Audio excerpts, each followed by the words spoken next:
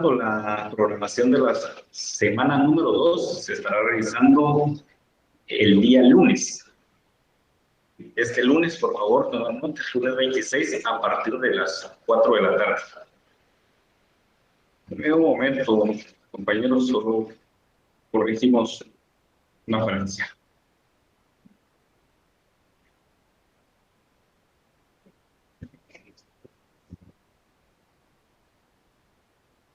Ahora sí. Bien. El tema que nos corresponde trabajar el día de hoy se titula Definición del Derecho Penal. Tu catedrático, abogado Daniel Antonio Reyes Felipe. El objetivo de la clase. Bueno, en esta clase, el objetivo será que al finalizar la misma, el estudiante será capaz de definir el derecho penal desde el punto de vista objetivo y subjetivo, distinguiendo los límites al poder punitivo y sus generalidades.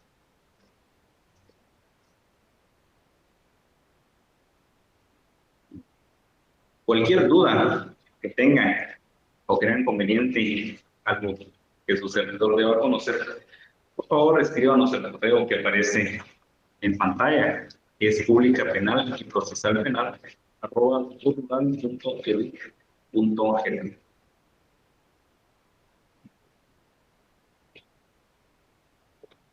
Bien. Definición de derecho penal. Primero vamos a empezar a definir qué es el derecho. Y el derecho vamos a indicar que es un conjunto de normas jurídicas, principios e instituciones propias del derecho que tienen por objeto primordial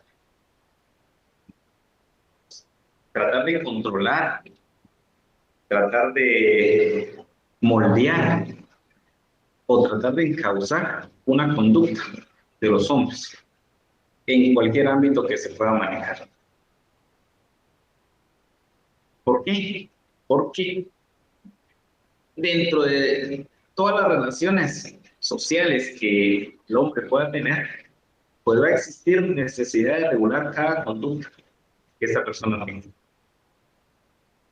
Desde el momento que nace hasta que muere, existe la necesidad de que nuestra vida sea regulada a través de las leyes o de las normas jurídicas. Y todo ese cúmulo de leyes y de normas jurídicas, así como de institutos, así como de institutos jurídicos que van a regular nuestra conducta, a ese conjunto de leyes e institutos que mencionamos se le va a llamar derecho, independientemente de cómo se haya dividido, porque recordemos que el derecho únicamente se divide o se clasifica por una cuestión eminentemente didáctica, para que nosotros podamos entenderlo de la mejor manera. De tal cuenta que el derecho es un todo y se va a dividir únicamente por cuestión didáctica.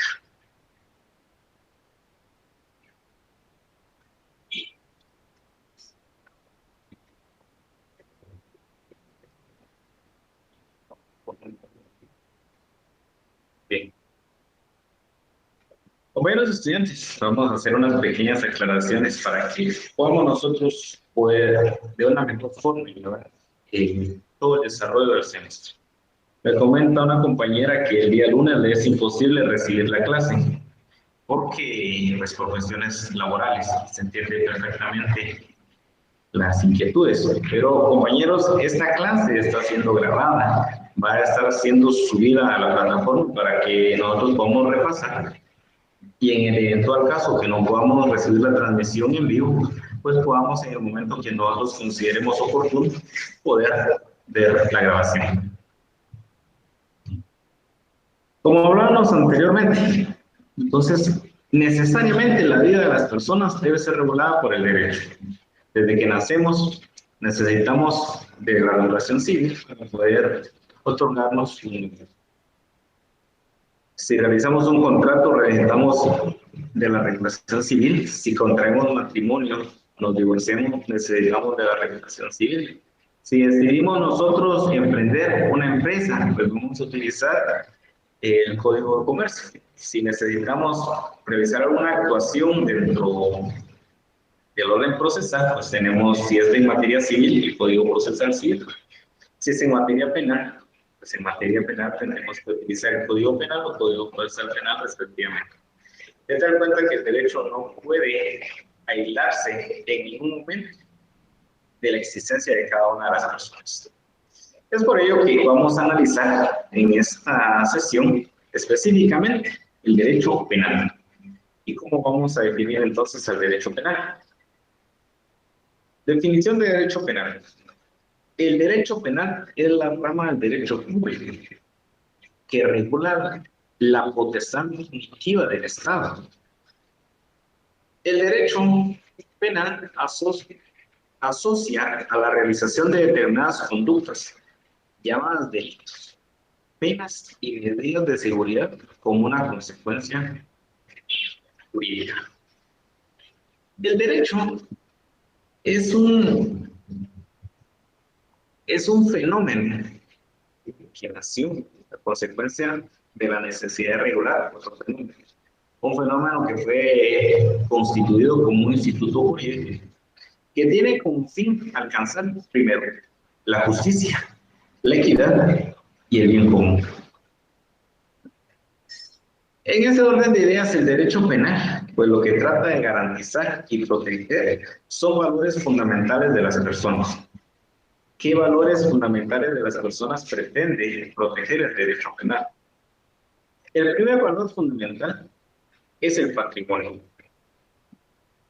El patrimonio, si recordamos nuestra clase de Derecho Civil, pues es el conjunto de bienes, derechos y obligaciones que una persona posee. Te das cuenta que el derecho penal trata de proteger ese patrimonio en cuanto al cúmulo de bienes, en cuanto al cúmulo de derechos. No es posible que nuestro patrimonio sea afectado por una conducta externa en la cual nosotros no tengamos motivación, no hayamos incitado una conducta para que nuestro patrimonio sea afectado y que esta conducta que nuestra dignidad es otro valor fundamental que el derecho penal protege. La dignidad entendiéndose como una condición intrínseca. Una condición intrínseca, una condición que la tenemos únicamente por la condición de ser persona.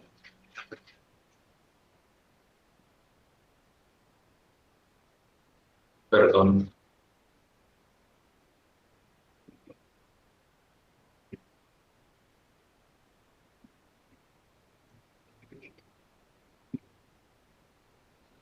Bien. Algunas dudas en relación a la transmisión de la clase para el día del lunes, vamos a dejarlas para el final para poder contestarlas. Esa es una cuestión meramente administrativa, en la cual los administrativos les envían el link para que ustedes puedan ingresar. Si tienen alguna otra duda en relación a la clase, la vamos a dejar para el final. Otro valor fundamental que protege el derecho penal es la honra, la seguridad de las personas también y la libertad. Y sobre todo, el valor fundamental que protege el derecho penal es el valor de la vida. Si perdemos ese valor fundamental de la vida, no podemos entonces gozar de los otros fundamentales anteriormente anotados, el patrimonio, la dignidad, la honra y la seguridad. Es importante entonces que el Estado, a través de los órganos que se han determinado previamente, pueda poder entonces proteger a la persona, su patrimonio, su dignidad y su libertad y sobre todo la vida. El derecho penal, vamos a indicar que es una rama de las ciencias penales que tiene por objeto de estudio o estudia al delincuente, a la víctima, al delito, a las penas y a las medidas de seguridad.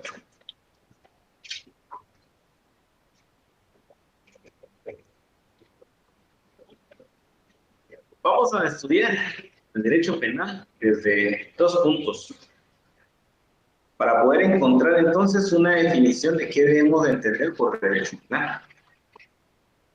Y desde el punto de vista subjetivo, entendido como jus puniendi, vamos a indicar que el derecho penal se identifica como el jus puniendi, que significa el derecho o facultad del Estado para castigar. Solo el Estado, indica también que el jus puniendi solo es potestativo del Estado, pues es el único con facultad para conocer y decidir sobre la existencia de un delito y la aplicación de las penas.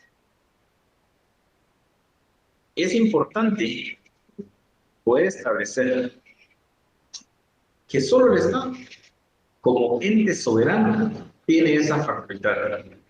Y más que una facultad, entendiéndose una facultad como un derecho, debe ser entendido el jus puniendi como una función del Estado, tal y como lo establece el artículo 203 de la Constitución, que corresponde al Estado. Me permito leerlo para ustedes.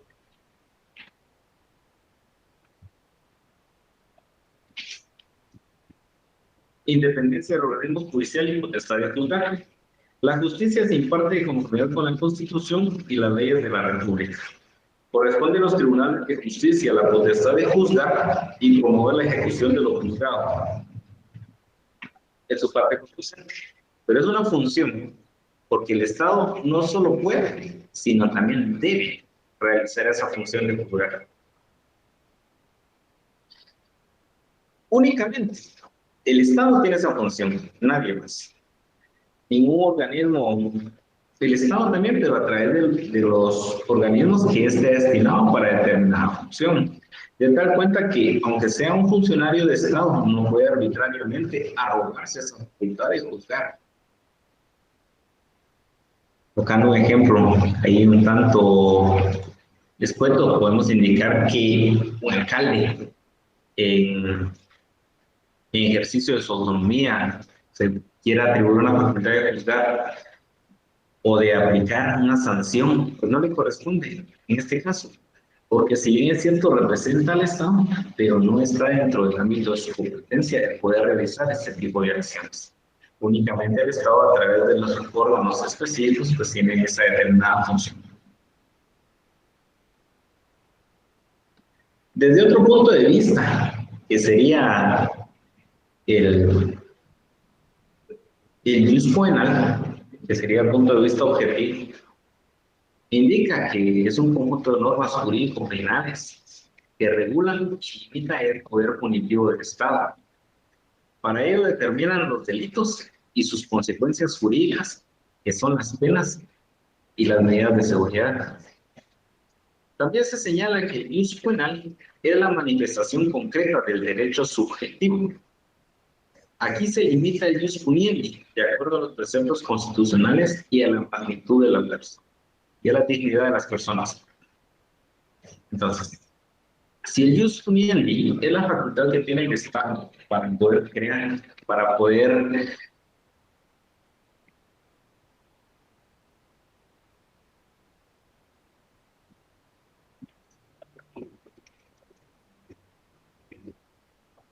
si el jus puniendi es la facultad que tiene el Estado para poder juzgar como ente soberano, el jus puniendi, pues entonces va a ser el parámetro que le va a dar al Estado para poder realizar esa función de únicamente delimitar los delitos y las consecuencias jurídicas, que son las penas y las medidas de seguridad. De tal cuenta que el Estado no puede tener una actuación, no puede ser un Estado arbitrario, de que en el momento en el que crea conveniente pueda crear una figura delictiva a falta de una regulación anterior. No. El jus penal entonces es el conjunto jurídico de todas las normas de tipo penal, en donde se va a determinar claramente un tipo penal, el supuesto jurídico que este tipo penal deba contener para poder encuadrar esa conducta o la conducta de unas personas a este tipo y qué consecuencias jurídicas pueda tener. El Código Penal, repito, Contenido del decreto número 17-73, el decreto de la República, pues es un cúmulo. Es una norma jurídica que está opuesto con un cúmulo de supuestos jurídicos penales, en donde se especifica claramente los supuestos penales que pueden ser encuadrados en algún momento por la conducta de las personas y que tiene una consecuencia específica. Fuera de ello, existen otros cuerpos que contemplan también supuestos jurídicos penales y su consecuencia, llamados leyes penales especiales. Y en ningún momento el Estado puede variar la aplicación de esos supuestos jurídicos para poder encuadrar la conducta de las personas si no está regulado de esta forma. Entonces, el jus penale sirve como el medio de donde cual el Estado, dentro de su actuación, no puede salirse para poder penar alguna conducta de las personas. Me permito indicarles y leerles que indica que el derecho penal está compuesto por el conjunto de normas establecidas por el Estado que determinan los delitos y las penas y las medidas de seguridad que han de aplicarse a quienes los cometan, como una definición ecléctica entre lo que podemos entender como derecho penal subjetivo y derecho penal objetivo. Existe una gran variedad de definiciones que podemos encontrar de derecho penal. Algunos autores indican que el derecho penal se trata de las conductas combinadas con una pena en cuanto a sus presupuestos y consecuencias.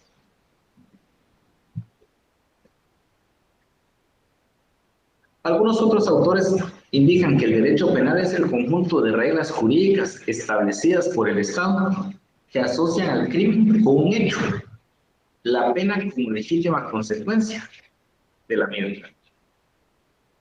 También podemos indicar que es el conjunto de prescripciones jurídicas que desvaloran y prohíben la comisión de delitos y asocian a estos como presupuestos, penas y o medidas de seguridad como consecuencia jurídica. Hay algunos autores que establecen que el derecho penal es la parte del derecho compuesto por un conjunto de normas totales de sanciones retributivas. Indican también que el derecho penal es el conjunto de leyes mediante las cuales el Estado define los delitos, determina las penas, determina los delincuentes y regula la aplicación concreta de las mismas penas en los casos de discriminación.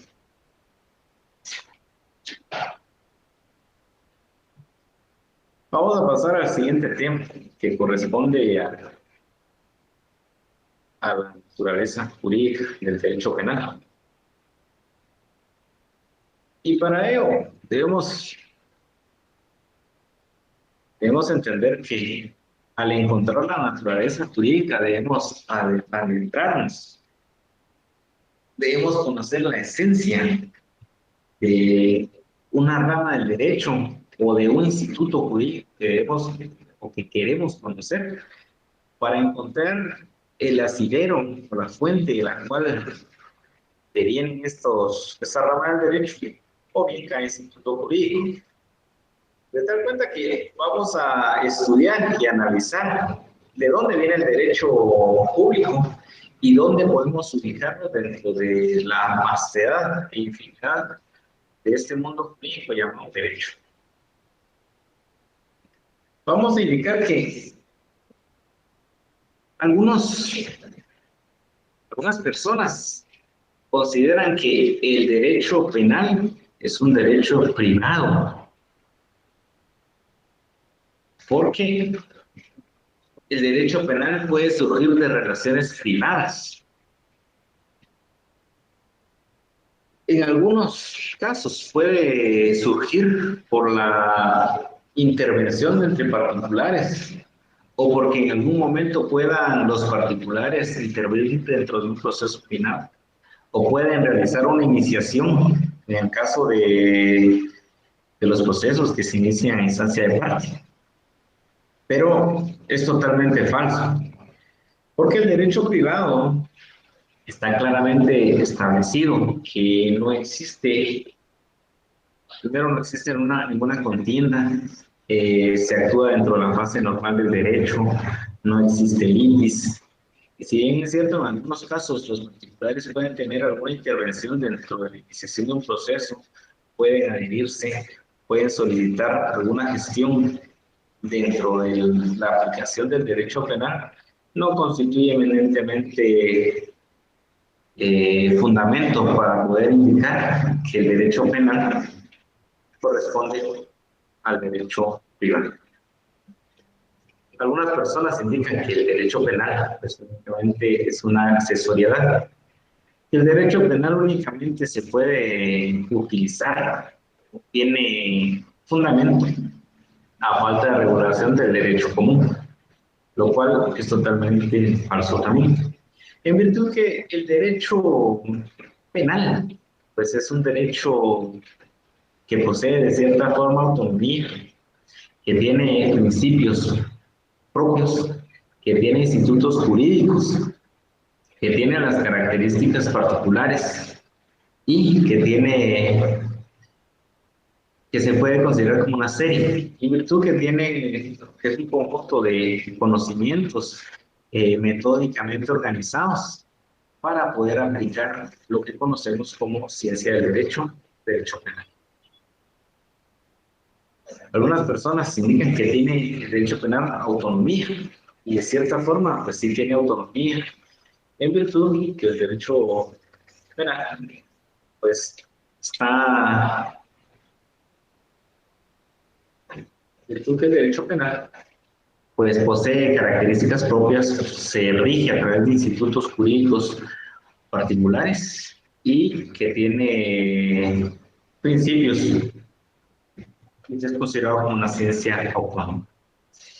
Pero si retrotraemos un poquito la sesión del día de hoy, al encontrar la definición del derecho penal e indicar que el derecho penal tiene dos formas de poder definirla desde el punto de vista subjetivo y objetivo.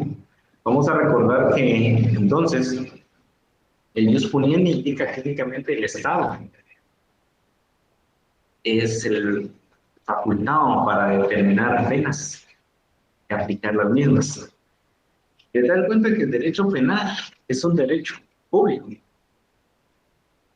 porque se fundamenta o deviene en que únicamente el Estado es el ente encargado de poder crear tipos penales, crear las penas como consecuencia de encuadrar una conducta de esos tipos penales y de aplicar las mismas a la persona que con su conducta encuadre la misma a esos tipos penales como retribución o como castigo por un hecho que infringe un derecho tutelado de otras personas. Tenga en cuenta que la naturaleza jurídica del derecho penal, pues la vamos a encontrar ubicada dentro del derecho público.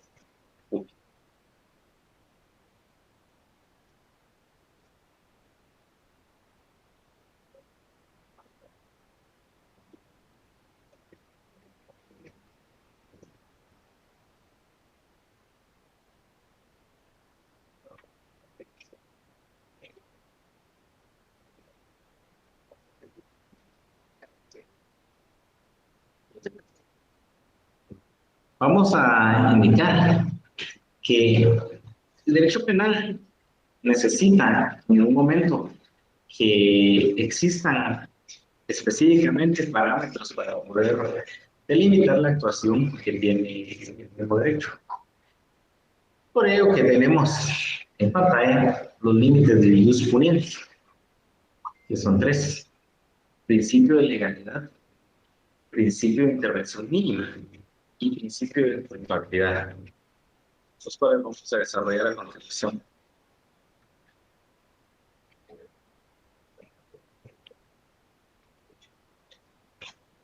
El principio de legalidad indica, tiene fundamento también en el Código Penal, específicamente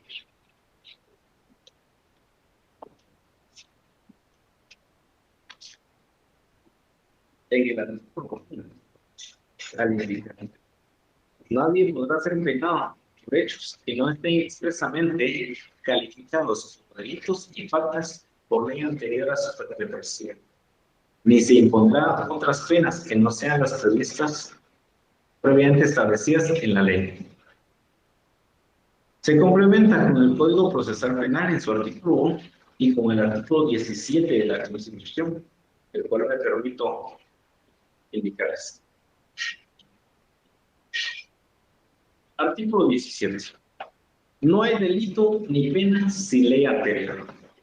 No son punibles las acciones u omisiones que no estén calificadas como delito, faltas y penadas por la ley anterior a su perpetración. No hay prisión por duda. Te das cuenta que el principio de legalidad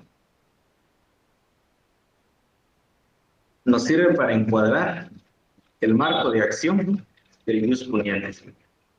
El Estado no puede penar una conducta si previamente no está calificada o establecida como delito en la ley penal, que puede ser la ley penal general o la ley penal especial. Si no figura ese supuesto o ese tipo penal, no ha sido establecido como delito, no es delito. Por lo tanto, la facultad del Estado se encuentra limitada. Un ejemplo, podríamos indicar que dar muerte a una persona sin Juan le dispara, por ejemplo, a Pedro, y producto de esa acción le causa la muerte. ¿Tendremos algún delito? ¿Se podrá encuadrar esa conducta a un tipo penal? Yo creo que sí. Bien. Si revisamos el artículo 123 del Código Penal, del cual me permito en estos momentos legales,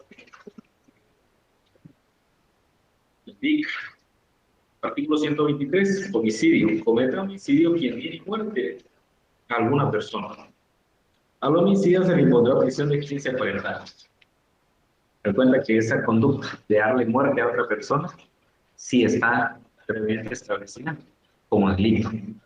Y el encuadrar esa conducta deviene como consecuencia la aplicación de una pena, que sería una pena de prisión. Bien. Entonces, el principio de legalidad, en este caso, opera como un principio de garantía, porque únicamente los hechos establecidos como delito son los que van a ser o van a incitar una persecución penal y el juzgamiento del mismo. Si, por ejemplo, una persona, Juan, le dice a Pedro que le va a provocar un daño realizándole un trabajo de hechicería, podemos ver si existe el delito de hechicería en el Código Penal. Sí, enmarcado en un supuesto jurídico con el cual quien provocare algún daño a través de hechicería a otra persona no existe. Por lo tanto, en ningún momento podría esta acción o lo que esta persona manifiesta, el poder ser objeto de una persecución penal, en virtud que no está previamente establecido como un delito dentro de nuestra ley penal. Entonces, principios que sustentan el principio de legalidad es la reserva absoluta de la ley, la existencia de la certeza de la ley y la prohibición de analogía. El Estado se reserva el poder actuar, el poder juzgar.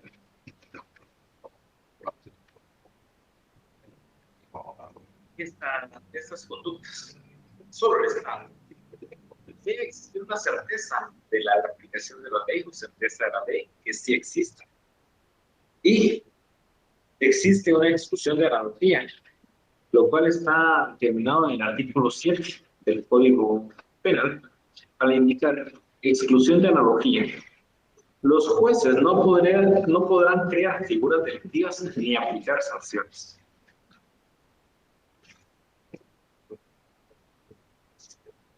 No podemos entonces, no podemos pues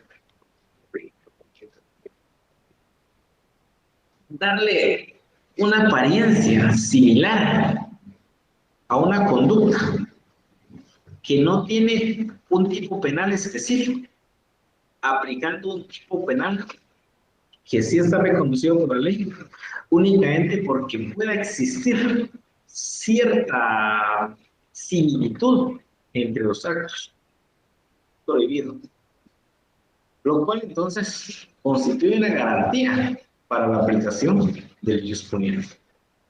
Hay otro principio llamado principio de intervención mínima,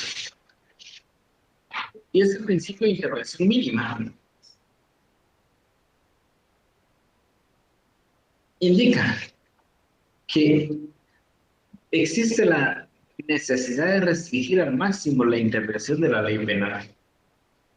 Ello supone que el poder sancionador no debe actuar cuando existe la posibilidad de otros medios que sean más efectivos para la protección de los principios y normas que rigen la convivencia social. Es decir, que el derecho penal debe tener un carácter de última ratio por parte del Estado para la protección de los bienes jurídicos. Pero si no existe necesidad de aplicar la ley penal, pues no debe aplicarse. El aplicar la ley penal tendrá como consecuencia una sanción, una pena, una retribución en contra de la persona que ha realizado una conducta que puede ser encuadrada dentro de un tipo penal. De tal cuenta que la aplicación de una pena debe ser considerada en los tiempos modernos como la última, como la última consecuencia o la última opción que tiene el Estado para poder regular esa conducta.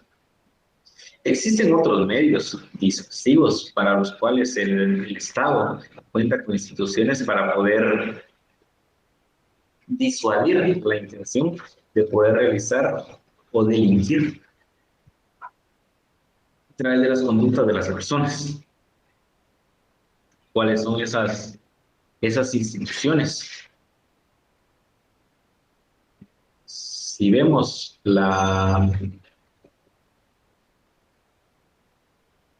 los cursos de sociología, los primeros años de la carrera de Derecho, si revisamos la Constitución también, la base dentro de lo que se fundamenta un Estado, una sociedad, es la familia. La familia es el núcleo de la sociedad, dentro de los cuales se nacen todos los buenos principios que sirven como parámetros para poder realizar una conducta de convivencia social armónica. Dar cuenta que dentro de la familia se adquieren todos los conocimientos, todas las costumbres, todos los principios que van a servir para que el futuro ciudadano vayan causando su conducta a una conducta armoniosa y fraternal, como establece la Constitución. Otra institución que es importante también, que tiene el Estado para poder implementar una sociedad dentro de la cual todas las personas tengan una convivencia pacífica y armoniosa, de la escuela. La escuela entonces sirve para consolidar los principios adquiridos dentro del seno del hogar y poder permitir que el futuro ciudadano pues, se vaya desarrollando dentro de un ámbito social productivo a través de la adquisición de conocimientos de instrucción, que no son de educación, sino de instrucción, consolidando los conocimientos de educación que traen el programa. Bien, estas dos instituciones entonces son previos o constituyen también elementos importantes del principio de intervención mínima. Porque si estos elementos fallan, estas instituciones fallan, entonces necesariamente debe entrar el Estado a los niveles de su poder coercitivo a tratar de restablecer el estado de tranquilidad social que se poseía antes de la comisión de una conducta que podría ser calificada como delito. De tal cuenta que si el Estado aplica la ley penal como última ratio, estará encuadrando específicamente el principio de intervención mínima, que lo ideal sería que nunca participara a través de su poder coercitivo, pero necesariamente ante la falta de resultados por parte de las otras instituciones, pues el Estado tendría que actuar. Es por ello que se establece que el Estado, pues, realiza esto a través de una exclusiva protección de los bienes jurídicos. Los bienes jurídicos que los tenemos entendidos como valores fundamentales de las personas, los cuales indicamos al principio que son el patrimonio, la dignidad, la honra, la seguridad, la libertad y la vida de cada uno de sus habitantes.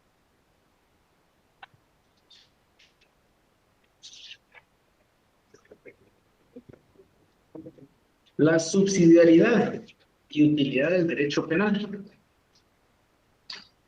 Al hablar de subsidiariedad y utilidad del derecho penal, pues, estamos hablando de que únicamente fallando las instituciones anteriormente apuntadas, pues es necesario que el derecho penal salga a rescatar y a restablecer la paz social que se ha visto alterada a consecuencia de un hecho delictivo. La utilidad del derecho penal es darle nuevamente o regresar nuevamente la tranquilidad de la convivencia social. Responsabilidad por los hechos, los cuales necesariamente debe el derecho penal tener una retribución como consecuencia de las conductas que pueden ser calificadas como delitos. Y debe existir también una proporcionalidad de la pena. Es decir, que la aplicación de una pena vaya acorde o de igual magnitud al daño social causado.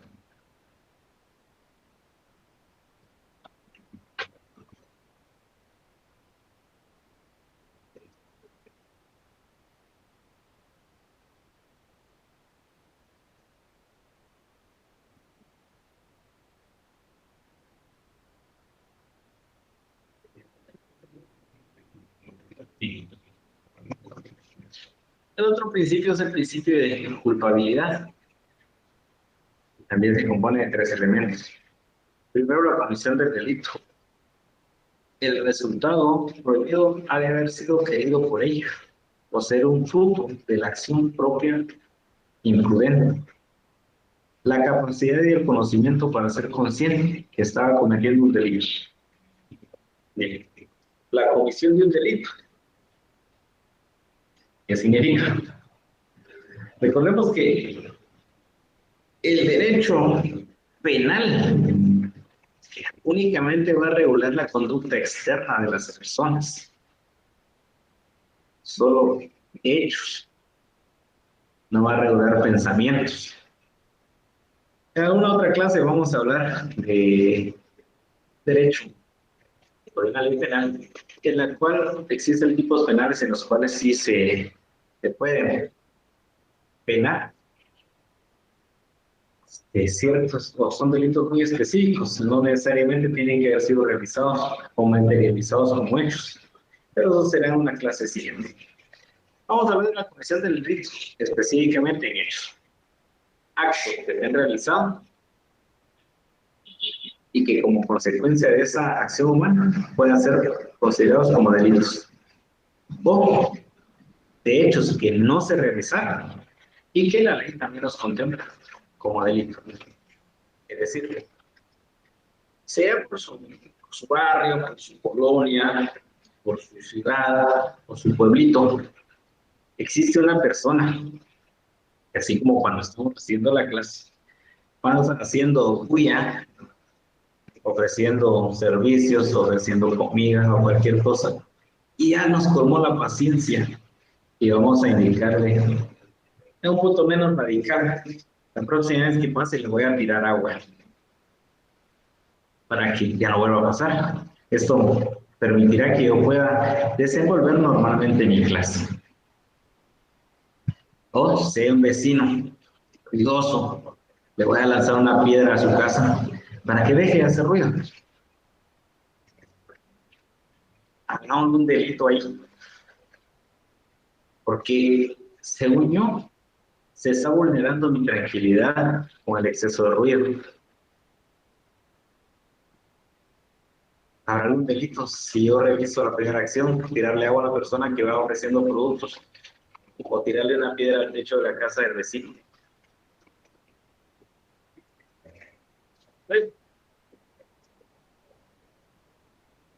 Como en este caso, los ruidos que se escuchan al fondo.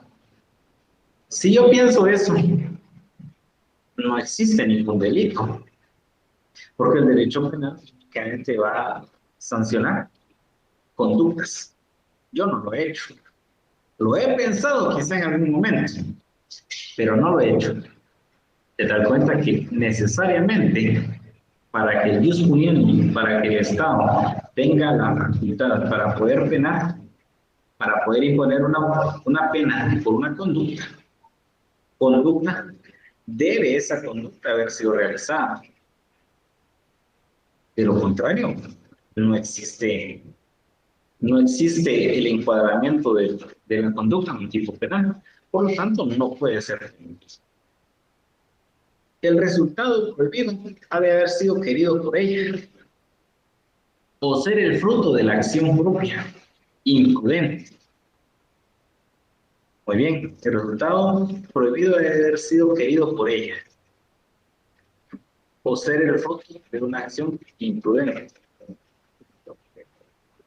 Muy bien, si usted se baja de su vehículo, deja su billetera, no le coloca la alarma a su vehículo, entra a su casa porque se le olvidó algo, cuando sale ya no está su billetera, pero ve a un muchacho corriendo con su billetera en la mano, ¿será que la billetera se lanzó a su mano y él ya no se la pudo despegar y por eso le dio miedo y corrió? No, ¿verdad? Entonces ese resultado de lo que quería, apropiarse de un bien que no le correspondía o que no le pertenecía. Esas circunstancias son las que van a determinar el sí poder juzgar a una persona o sí aplicarle la ley penal o no. O ser el fruto de una acción propia e imprudente. Muy bien. Usted va un día domingo en su bicicleta, muy tranquilamente, porque es el único día que descansa, y desea salir de su bicicleta a ejercitarse un poquito. Y en una intersección, usted ve que no viene nadie, y prudentemente pasa, y de repente sale una persona a excesiva velocidad de un vehículo automotor y la atropella. Para complementar, cerca de esa intersección, pues había una curva y él salió a excesiva velocidad de esa curva. Quizá él no quería atropellar a usted, pero la acción imprudente o la acción negligente de manejar a excesiva velocidad en una curva, sabiendo o viendo los letreros que indican que hay una intersección, y aún así continuar solicitando únicamente la intervención de Cristo para que no le pase nada a uno, él sigue manejando. Esa es una acción imprudente. La consecuencia de lesionar a una persona quizá no la quería, pero se puede tener una acción eventual el realizar una conducta así. Por lo tanto, también es posible que en estas circunstancias sea aplicada la ley penal o de no haber sido aplicada. Un ejemplo también de no ser aplicada la ley penal por una circunstancia de culpabilidad sería en el caso de que usted diligentemente con su motocicleta respetando los límites de la velocidad o a la velocidad normalmente aceptada dentro de una carretera determinada, bien, con casco, con licencia, en estado sobrio, y al pasar por una población se reduce la velocidad y de repente ve un balón rodar en la carretera frente a usted, pero ya no le da tiempo a frenar. Y efectivamente, tal y como lo establece la máxima de la experiencia, detrás de un balón que va rodando, va un niño corriendo a recuperar el balón. Pero a usted ya no le da tiempo de frenar. Usted es diligente, usted es prudente, y al frenar, pues lo lesiona. ¿Existirá algún delito ahí? ¿O no existirá delito?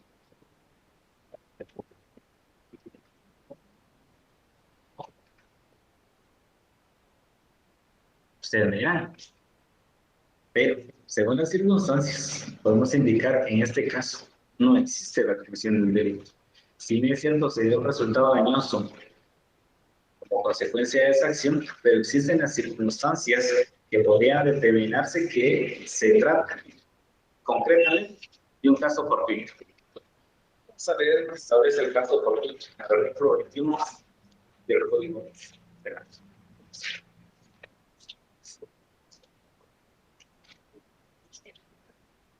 22, perdón.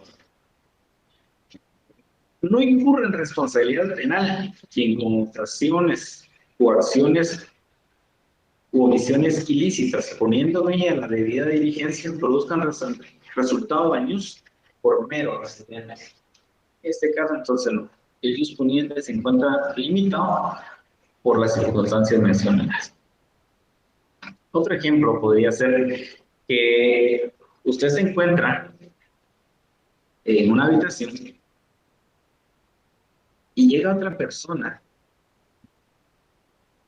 y trata de hacerle una broma, sorprenderla y trata de impresionarla con un susto. Y usted, porque cree que existe una agresión en su contra o por un acto reflejo, voltea, gira la mano y la lesiona, le fractura el tabique. Bien es cierto, hay un resultado dañoso, pero el resultado no fue querido por esta persona, no fue querido por usted. Las circunstancias se dieron de una forma en la cual fue un acto reflejo, por mero accidente, y en los cuales no puede ser frenado la persona. Siguiente elemento indica la capacidad y el conocimiento para ser consciente que está cometiendo un delito. ¿Sí? Debe existir la capacidad y el conocimiento. Si usted va por la calle y ve a la persona, de repente le lanza una piedra y la lesiona, lamentablemente la lesiona. También, usted llama a la policía inmediatamente, la policía llega y procede a realizar la aprehensión de esta persona por un delito de agresión o de daños en su caso. Muy bien, ¿qué pasa? Cuando usted se da cuenta que esta persona no tiene la capacidad cognitiva o intelectual para saber que lanzarle una piedra a usted le iba a provocar un daño. Y como producto de esa acción de lanzarle una piedra, él iba a encontrar su conducta a un tipo penal. No tiene la capacidad cognitiva. Creo que aquí en Guatemala conocemos como el típico loquito. No puede ser entonces, en este caso, culpable. No puede aplicarse la ley penal. Es por ello que es necesario tener plenamente conciencia de que para que el disponiendo por la facultad del Estado de penar, juzgar e imponer penas, pues se encuentra de cierta forma condicionado a varias circunstancias, porque cuando usted esté en su ejercicio profesional, usted lo puede utilizar de la calidad con que actúe, como fiscal, como querellante o como defensor. Te das cuenta que esos principios van a ser fundamentales para su actuar en el ejercicio profesional.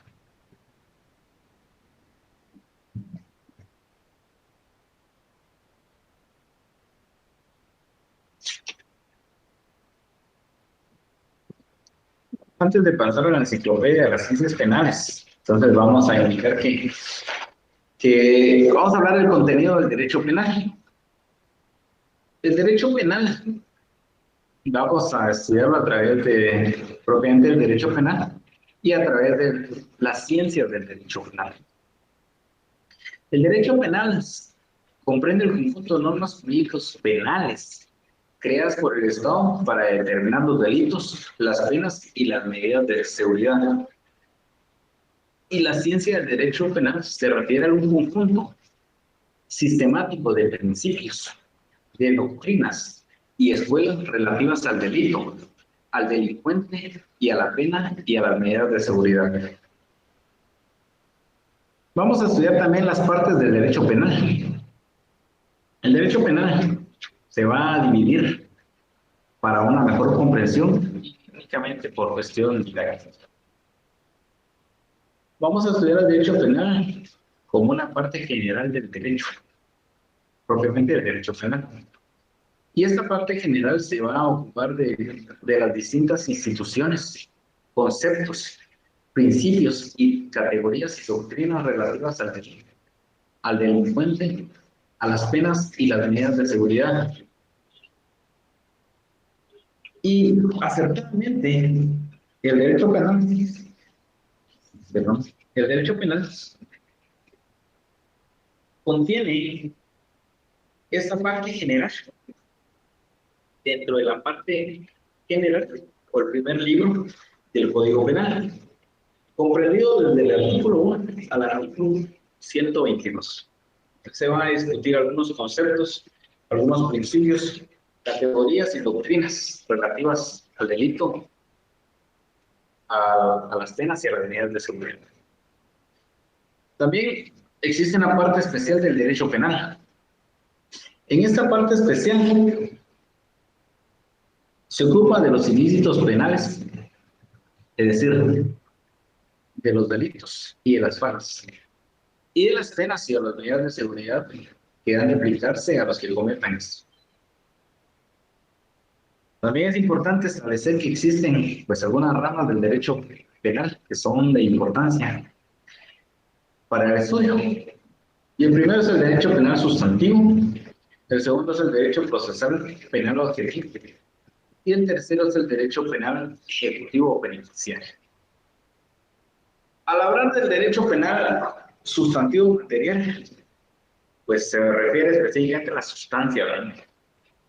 A la forma en la que está materializada la ley penal o el derecho penal, que constituye el cúmulo de leyes, entre los cuales se establecen los tipos penales, se establecen los supuestos jurídicos dentro de estos tipos penales y la consecuencia de los mismos, que serían las penas. El derecho penal procesal objetivo va a ser el conjunto de normas jurídicas a través de los cuales se va a sustanciar un proceso para la aplicación de la ley penal sustantiva, material. Es decir, el derecho procesal adjetivo es el medio o medio por el cual se establecen todos los procedimientos para poder aplicar la ley penal sustantiva.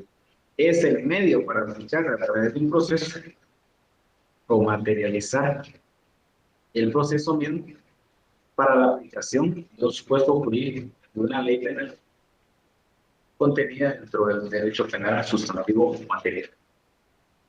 Y el derecho penal ejecutivo penitenciario se refiere al conjunto de normas y doctrinas que tienden a regular la ejecución de las penas en los centros penales y penitenciarios, destinados para tal efecto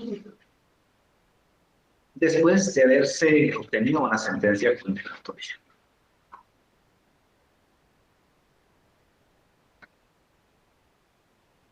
Enciclopedia de las ciencias penales. Antes de hablar de la enciclopedia de las ciencias penales, pues también es importante hablar de los fines del derecho penal, ¿no? Y si hablamos de derecho penal, vamos a hablar entonces de un derecho de castigar los actos delictivos que lesionan o ponen en peligro los intereses individuales.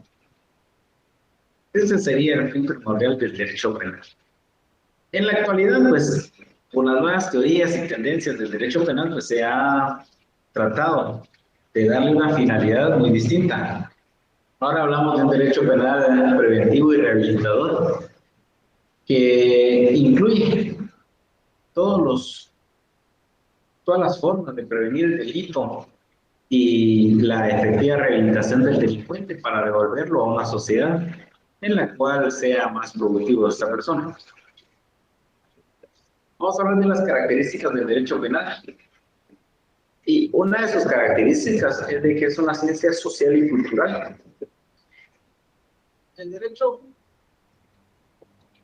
penal es una ciencia cultural debido a que los fenómenos naturales enlazados por la causalidad no regulan de esta misma forma lo que nuestros criterios y estudios. Las ciencias naturales van a tener por objeto de estudio el ser, mientras que las ciencias normativas, sociales y culturales van a tener por objeto el deber ser. De tal cuenta que el derecho penal no le interesa al ser, solamente le interesa al ser porque le interesa la conducta externa de las personas. Es normativo, como otra característica. En virtud que dentro del derecho penal se va a encontrar dentro de la ley penal los mandatos y prohibiciones encaminadas a regular una conducta de las personas. De tal cuenta que en cada uno de los supuestos jurídicos nos va a indicar la forma del ser o la forma de actuar de cada persona para evitar consecuencias que sería la imposición de una pena o una medida de seguridad. Es de carácter positivo. ¿Por qué es de carácter positivo el derecho penal? Porque necesariamente debe estar vigente el derecho para poder ser aplicado. El derecho positivo es aquel que un Estado ha promulgado con carácter obligatorio y que se encuentra vigente. Como otra característica, encontramos que pertenece al derecho público.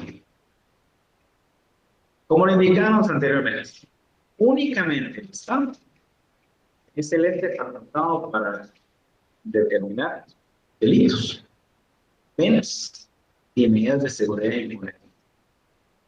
Ninguna otra persona, ninguna otra institución tiene esa facultad. Ni se puede robar esa facultad. Únicamente el Estado. Por lo tanto, pertenece al derecho. Es valorativa como otra característica. En virtud que valora el derecho penal la conducta de los hombres. No necesariamente va a valorar pensamientos. Únicamente cuando estos pensamientos se materializan en conducta, entonces el derecho penal sí tiene relevancia y puede actuar e imponer una pena. Es finalista. Es finalista porque su finalidad no es únicamente castigar, reprimir o imponer una pena como retribución a un hecho o la comisión de un delito, sino la naturaleza lo que pretende en este caso es poder restablecer el orden normal, natural, que ha sido alterado con esa conducta que puede ser encuadrada como delito. Otra característica es de ser preventivo y rehabilitador.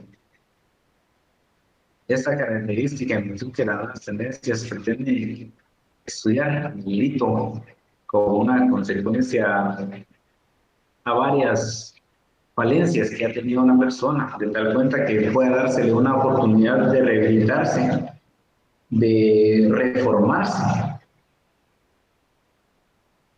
con el ánimo de prevenir y rehabilitar nuevamente a la persona, de prevenir un nuevo delito y rehabilitar nuevamente a la persona para poder devolverla a la sociedad y devolverla productiva. Es fragmentario. Fragmentario al hablar de subsidiariedad e intervención mínima, tal y como lo indicamos anteriormente. Únicamente entra, o existe la necesidad de que el derecho penal entre a actuar cuando instituciones que tienen por objeto disuadir en un ánimo criminal ha fallado.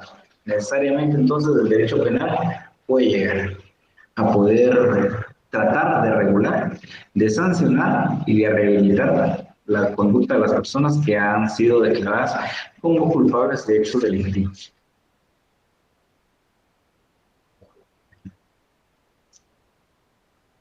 Bien, dentro de la evolución histórica del derecho penal, vamos a encontrar que existen varias etapas donde se fue desarrollando la misma. La primera etapa se llama época de la venganza privada.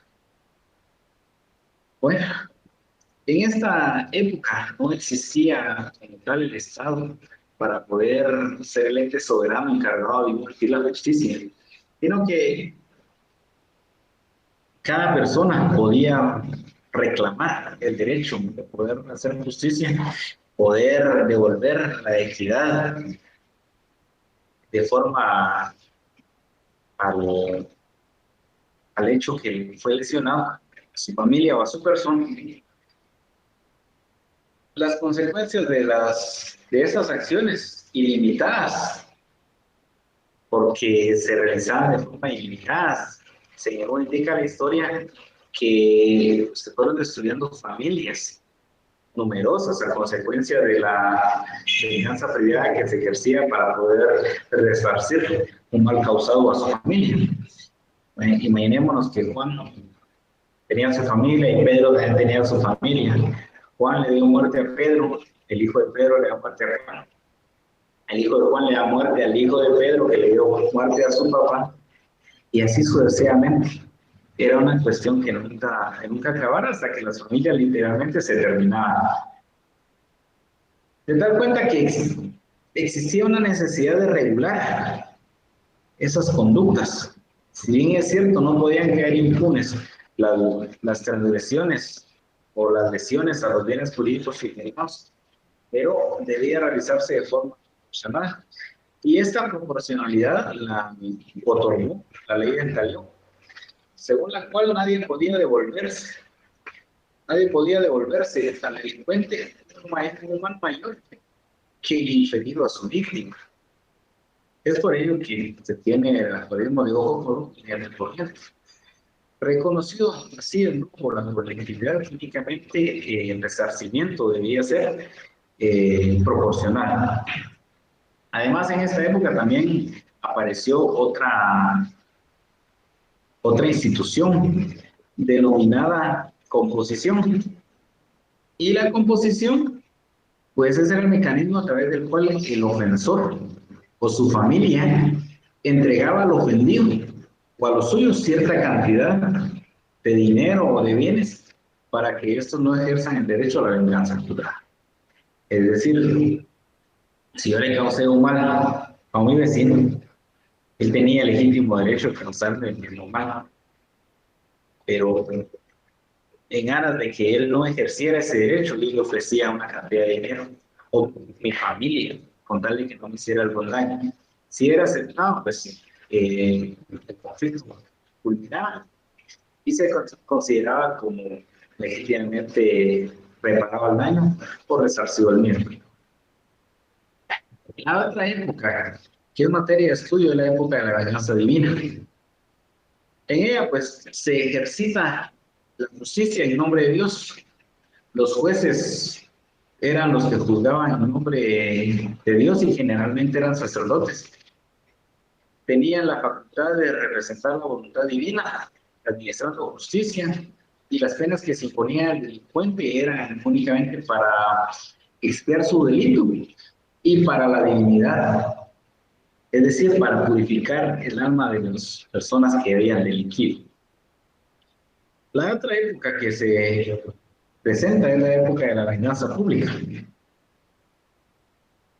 Dentro de la época de la venganza pública, pues ya existía entonces el Estado como tal, quien ejercía en nombre del particular la, la venganza. en nombre de la colectividad del Estado ya ejercía esa venganza. Ya no era el particular, ya no se permitía la composición.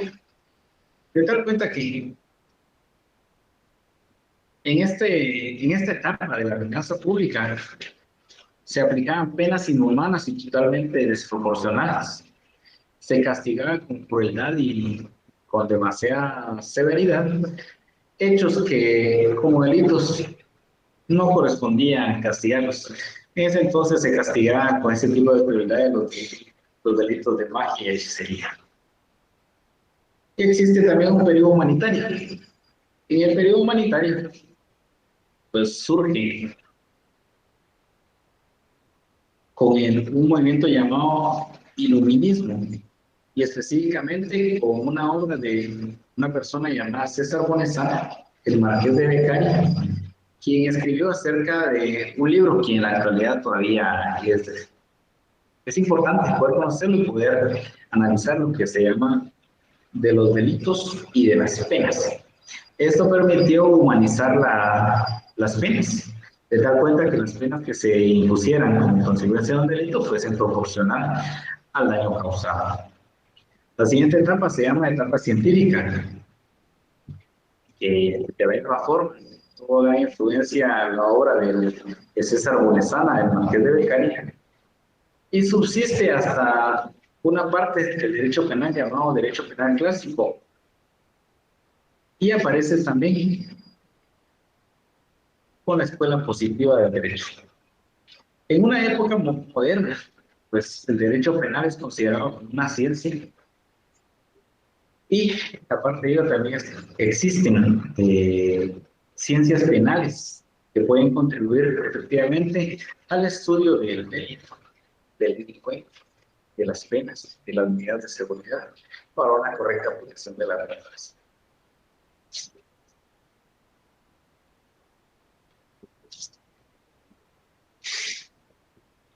Vamos a hablar de las enciclopedias del derecho penal. ¿Y a qué le vamos a llamar enciclopedias de ciencias penales? Pues tal y como establece el maestro de Manuel Miller, se llama enciclopedias en cuanto que identifica un conjunto de ciencias que se consagran al estudio del delito, del delincuente, de las penas y de las medidas de seguridad desde distintos puntos de vista, en forma multidisciplinarias. Da cuenta que todo este mundo de ciencias que encontramos, dentro de los cuales está la filosofía del derecho, la historia del derecho, la legislación comparada, la antropología criminal, la criminología, psicología criminal, la sociología criminal, la tecnología, el derecho penitenciario, la política criminal y la criminalística, pues tienen como objeto de estudio cada uno dentro del ámbito de su disciplina, dentro de todos sus principios y de sus conocimientos metódicamente organizados, pues estudiar cada uno de estos institutos jurídicos. El delito, al delincuente, la pena y las medidas de seguridad. Vamos entonces a hablar de la filosofía del derecho, indicando que es una rama de la filosofía que tiene por objeto de estudio las cuestiones penales desde el punto de vista científico, conectando las normas penales con un orden universal, indicando en qué medida el fenómeno de las penas y de los delitos tienen carácter universal. Pretende buscar su legitimación sobre la base de la naturaleza y de los fines del Estado y del valor moral y legal de la personalidad de cada uno de los individuos. Esto buscando una cuestión ideal para poder conocer las identidades de cada una de estas instituciones. La historia del derecho. Cuando hablamos de historia del derecho, vamos a hablar de una rama como estudio la evolución del tiempo, de las ideas e instituciones penales y de sus resultados prácticos. Es decir, todas las instituciones que han sido objeto de estudio en materia penal y cuáles han sido los resultados para poder enriquecer el derecho penal actual, ayudando a evitar abstracciones alejadas de la realidad de la social concreta de la cual el derecho nace y toma vida. La legislación comparada.